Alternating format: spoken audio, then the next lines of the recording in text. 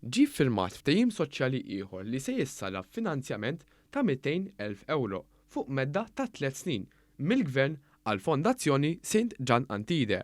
Dan sabiex ikompli jiġi sostnut is-servizz li toffri din l-għaqda.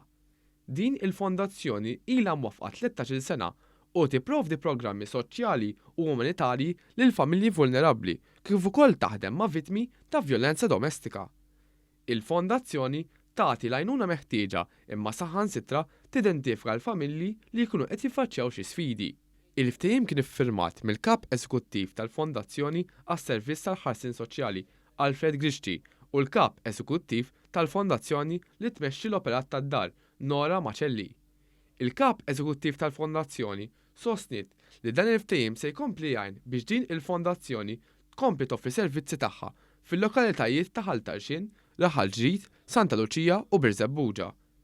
Hija spjegat li dan il-ftehim isegwi ftehim ieħor li sar matul is-sena li għaddiet.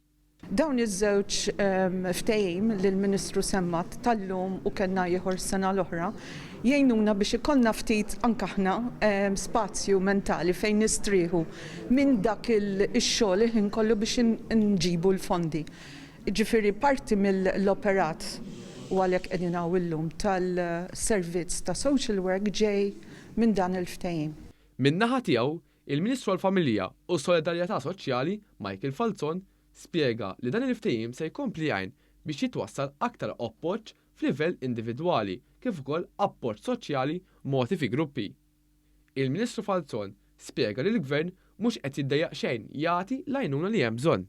Hawnhekk qed naħdmu ma' stakeholders, partners żgħana u importanti li nkunu hemm flimkien għal diffikultajiet tas-soċjetà.